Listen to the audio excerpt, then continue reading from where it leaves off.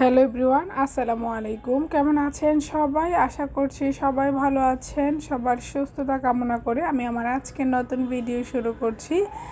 আজকে আমি রান্না করছি পোয়া মাছ। তো ভাবলাম আপনাদের সাথে আমি এই পোয়া মাছটা কীভাবে কেটে নিয়েছি সেটাও শেয়ার করি। আমি প্রথমে এই কাটার অংশগুলো কেটে নিয়ে তারপর আমি আঁশগুলো ছাড়িয়ে নিই। খুবই ইজিলি মাছটা কেটে নেওয়া যায়। কত সহজেই মাছটা কেটে নিচ্ছি দেখতেই পাচ্ছেন। তো আমি সব ধরনের মাছই প্রথমেই এইভাবে কাটার অংশগুলো কেটে নিয়ে ছাড়িয়ে পরে লেজের অংশ কেটে নিই। তো আমি আঁশগুলো ছাড়িয়ে নিয়ে ভালোভাবে ক্লিন করে নিয়ে তারপর লেজের অংশ কাটা হয়, না হলে দেখা যায় লেজের অংশটা ক্লিন করা যায় না সহজেই। তো আমি আঁশটা ছাড়িয়ে নিয়ে লেজের অংশটা কেটে ভালোভাবে ধুয়ে নিয়েছি। এখন রান্না করার জন্য আমি যে সাইজে রান্না করব সেই সাইজে কেটে আমি কিছু মাছ নিয়ে নিলাম। এখন লবণ হলুদ দিয়ে ভালোভাবে মাখিয়ে 4-5 মিনিটের মতো রেখে দিব। তারপরে আমি রান্নার প্রসেসিংয়ে চলে যাব। প্রথমে আমি এই মাছটাকে ভেজে নিব ভালোভাবে। তো মাখিয়ে আমি এভাবেই 4-5 মিনিট রেখে দিয়ে পাশে একটা কড়াই বসিয়ে দিলাম।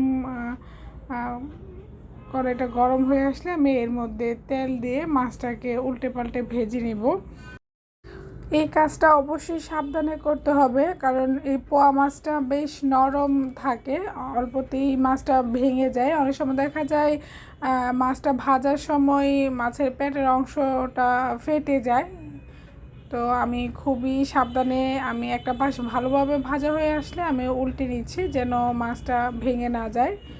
তো মাছটা ভাজা হয়ে আসলে আমি যেহেতু কিছুটা বেশি পরিমাণে তেল দিয়ে মাছগুলো ভেজে নিয়েছি, যার কারণে আমি কড়াইটাকে ট্রান্সফার করে নিব। আমি এর অর্ধেক পরিমাণ তেলটা আমি অন্য একটা কড়াইতে দিয়ে পরিমাণ মতো পেঁয়াজ দিয়ে পেঁয়াজটাকে আমি নেড়ে চেড়ে ব্রাউন করে ভেজে নিব।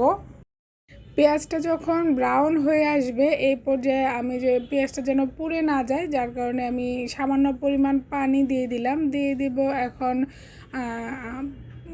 হাফ চামচের মতো হলুদের গুঁড়া, মরিচের গুঁড়া, জিরের গুঁড়া দিয়ে আমি স্বাদ মতো লবণ দিয়ে আমি ভালোভাবে মশলাটাকে কষিয়ে নিব।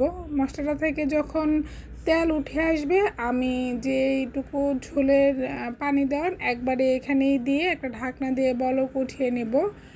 পানিটা যখন বলক উঠে আসবে এর মধ্যে আমি যে ভেজে রেখেছিলাম মাছগুলো এক এক করে দিয়ে দিব। এই পর্যায়ে আমি আর কোনো নাড়াচাড়া করব না, যেহেতু আগেই বলেছি মাছটা বেশ নরম। তো আমি একটা ঢাকনা দিয়ে ভালোভাবে আমি মিডিয়াম আঁচে বলক উঠিয়ে নিব। আমি সবগুলো মাছই দেখছেন দিয়ে আমি কিছুটা নেড়ে ছেড়ে ঝোলের সাথে মিশিয়ে নিচ্ছি। তো ঢাকনাটা আমি 5-7 মিনিটের পর উঠিয়ে এর মধ্যে আমি 3-4 ফালি কাঁচামরিচ দিয়ে দিলাম। সুন্দর একটা ফ্লেভার আসবে এ পর্যায়ে কাঁচামরিচ দিলে। আমি দিয়ে দিলাম কিছু ধনিয়া পাতা। মাছটা খেতে খুবই সুস্বাদু হয়। আমি ঝোলটা কিন্তু একবারেই শুকিয়ে ফেলবো, একদম মাখা মাখা হয়ে যাবে, খেতে খুবই ভালো লাগে।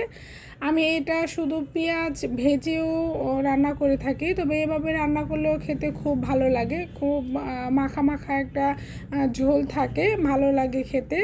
তো এভাবে যদি কেউ ট্রাই করে থাকেন আমাকে অবশ্যই কমেন্টস করে জানাবেন। ভিডিওটা ভালো লাগলে একটা লাইক দিয়ে দিবেন। আপনাদের একটা লাইক আমার ভিডিওগুলো আরও অনেকের কাছে পৌঁছে দিবে, আমি নতুন নতুন কাজ করার উৎসাহ পাবো।